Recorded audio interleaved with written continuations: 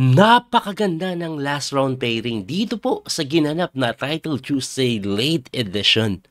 Magkalaban po kasi si Grandmaster Magnus Carlsen at Grandmaster Hikaru Nakamura. Ngayon, yung Title Tuesday, dinodominate talaga to ni Hikaru kahit kasali si Magnus eh. At ang interesting part, sa last round po, leading si Hikaru with 9 points. Tapos, sumusunod si Magnus with 8.5. Tabla lang kailangan ni Hikaru dito, champion na siya. Si Magnus in a must-win situation. Pero matindi po yung nangyari. May tira po dito na naging bata at hindi marunong si Magnus. Mamaya papakita ko ha. Pero ano ba ang nangyari sa simula? E4 po. E5 naman si Hikaru, Knight F3, Knight C6, Bishop B5, Ruy Lopez, Knight F6, D3. Nakita niyo yung opening, walang babuyan ngayon. Seryoso po sila. Walang A3, walang A4, walang kalokohan opening, talagang linyahan. So ang ginawa po dito ni Hikaru, nag-Bishop C5, tumira lang po ng C3. Nag-D5, binuksan agad yung gitna, pinipressure yung E4, dinipensahan yan, Knight BD2. Nag-castling lang si Hikaru, kinapture na po yung E5, binawi ng Reyna, tapos Bishop C4 hitting the Queen. Kailangan po yan eh. Kasi po, pag inuna niya yung castling doon, may Bishop takes, libre po yung Bishop. So pagka Bishop C4, umatras sa Queen D8, B4, attacking the Bishop, tumakbo po yan sa E7, saka nag-castling. Pagka-castling A6 lang. Oh, bakit? Kasi may threat po na B5, kakainin po yung E5. And then, tumira po ng A4. Oh, expand, no? So, nag-knight po sa D5, ina-atake yung C3, queen lang po sa C2 para depensahan. Nag-rook E8, activating the rook, tumira lang po ng rook E1. Yan, pinipressure talaga yung E4 na sinagot ng Bishop F8. Bakit po nag-Bishop F8? Para buksan at madepensahan yung E4 na hindi daw ganon kaganda. Pwede ko po ba ibalik ng konti? Ayan, ang pinakatamang tira daw dito, Bishop E6. Grabe ka, interesting yun.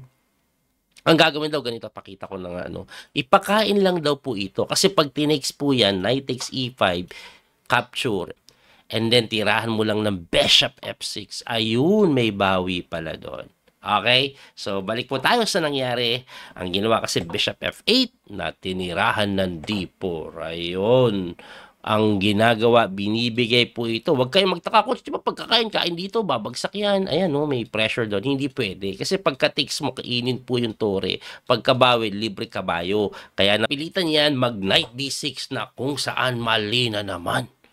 Mali na naman. Alam niyo kung bakit? May napakagandang tira pero hindi nakita ni Magnus. Bishop takes F7. Pakita na natin siguro. No? Kasi pagka takes po dyan, Queen takes H7. Ha? Binigay lang lahat. Ha? Anong meron? Lumabas po yung king. Ang susunod na mga tira, knight dito, knight doon, sa G5. Yung king po, walang magawa eh. Let's say, ilagay natin dito para po mahamon or dito makahamon. Knight E4 na nga eh. Tapos pagpunta mo dito, tirahan ka lang ng knight G5 eh. Siguro ito mas maganda. Either way, babagsak po talaga yung yung Reyna. Or basta ganyan na mangyayari. Ang hirap laruin, balik natin doon. Kaso hindi nga po nakita, umatras lang yung bishop eh. Pero lamang pa rin pagkatras. So pagkatras po, tumira ng Queen F6 si Hikaru. Mali na naman. Pagka Queen F6, nag-Knight E4. Tumira po ng Queen G6. Nag-A5. Tumakbo po yung kabayo. Tinirahan lang ng Knight H4. Napakagandang tira. At ang Knight H4, inaatake yung Reyna. Napilitan mag-Queen H5. At ito po, dito matindi. Nag-Knight G5 lang si Magnus. Binigay lang po. Bakit po binigay? Pag kinapture mo, may capture sa F7 din eh. Na dinipensahan ng knight D8. Pagka knight D8, umatras na po yung kabayo sa F3. At ito ang pinaka matindi sa lahat. Bibigyan ko kayo ng puzzle, guys. Tumira po kasi si Hikaru ng H6.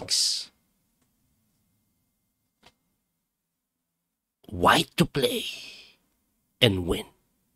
I-post nyo po yung video, medyo mahirap to. Tingnan natin kung makikita nyo. Pag nakita nyo, i-play nyo na. Kasi, ang pamatay na tira dito. Queen H7 lang. Checkmate. Tapos ang laban. Balik natin.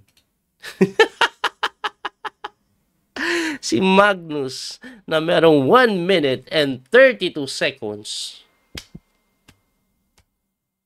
Hindi nakita yan. Walang yan. Hindi nakita ni World Champion Magnus Carlsen yung mate in 1. At siya po ay napatira ng Knight E4 as if na hindi siya nag-isip. Gumamit pa siya ng 10 seconds mahigit. Wow. Sabaw. Yan ang sinasabi ko. Hindi porket world champion, hindi nagkakamali, walang namimiss. Tao din yan. Grabe yun. One move checkmate na miss. Anyway, nag-queen G6 po dito. Ito pong si Hikaru, tumira lang po na G3. Aba, pinalit yung Reyna. Pero lamang pa rin naman si Magnus dahil sa space. Nag-bishop sa A4. Nag-bishop D6. Knight F5. Sumusugod. Hindi makalabas tong bishop eh. Yan ang malaking problema niya. Anyway, ilabas na nga natin yan. Mag-Knight F6 tayo. May threat pa tayo sa kabayo. Kaya nag-Knight takes D6. Na hindi pa nga ganun kaganda eh. Ano ba mong best move? Ah, grabe yung best move. Pusang gala. Eto, capture lang dito. Pagka-take, saka mo kainin to. Tapos pawn takes, mapoport. Grabe, no? One pawn up na maganda. Ah, yan pala. Galing ng engine eh, no? Anyway, less than 38 seconds si Magnus. 20 seconds na lang si Hikaru. Antinira po. Knight takes C6. Binawi ng pawn.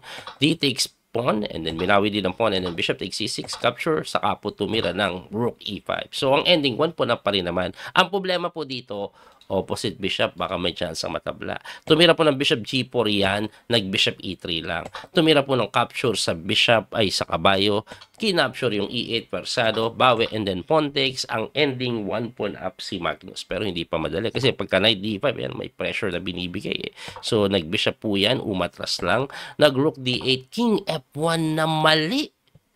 Kasi, may knight takes b4.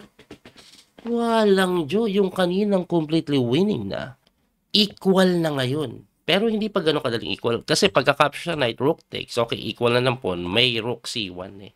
So, magiging defensive yan. Pwede pong tumira ng rook d6 yan. Ayan, medyo equal din. Kaso 19 seconds na lang, ang ginawa nag-rook d4, edi capture takes, ayun, 1 pawn up. Pero ito pong endgame na to, may pagkatabla pa rin.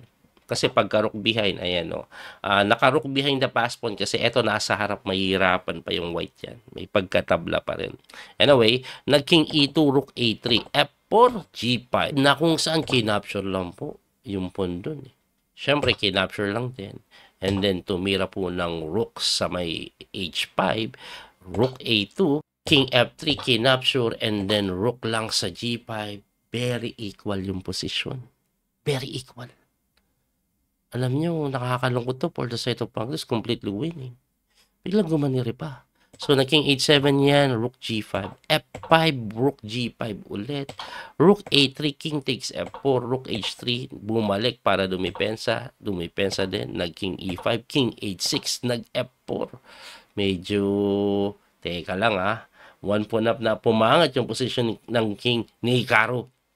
Mukhang okay pa si Magnus. Nag-rook h3, king takes f5, at ayan, 20 na. Pero may pagkatabla pa rin to, pero hindi madali, no? At wala nang oras, ayan, tuloy na lang po natin. Check, lumalapit yung king, ayun, hinarang, hindi pa rin madali, ayun, binigay na lang yung pawn. Pero hindi po kinakapture yan kasi makakatopan eh. So, nag-rook e8, rook a5 na kung saan hindi maintindihan bakit daw yan ang pinawalan. Ano ba tamang tira? Rook b1 lang daw eh. Kasi ang rook a5, magkakaroon ng king g5. Tapos mache-check. Kasi wala nang check dito eh. Kaso wala kasing oras, 2 seconds na lang. So, naging e6, rook a6, gumanon, tinulak, gumanon, at winning pa rin naman pala kasi pagka king move, gumanon, tinulak na lang. At yung king kasi medyo may kalayuan, gumanon para hindi makaporma, ganon, and then nag-king move na. Tapos na laban. Kasi pagka ganon, promote. tapos.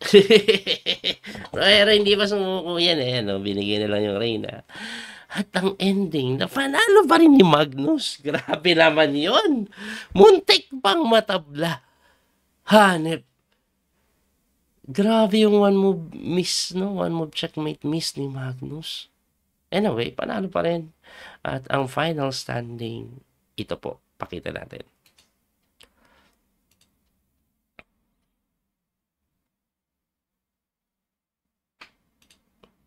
Champion si Magnus with 9.5. Alexei Sarana, Hikaru Nakamura, marami sila eh. Si Jaime Santos Latasa, Ali Reza Viruja, Christopher Yo, Igor Bogdan Daniel Deak, Dimitri Kolars, Matthias Blobawom hanggang top 10 and 9 points.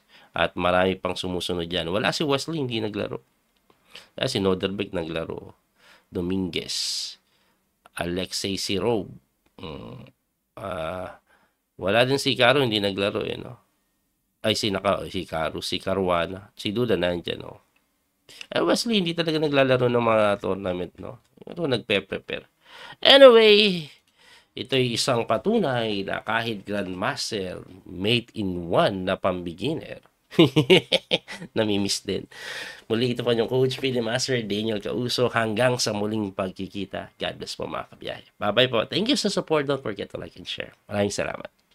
That little mouse, 'cause I'm an albatross.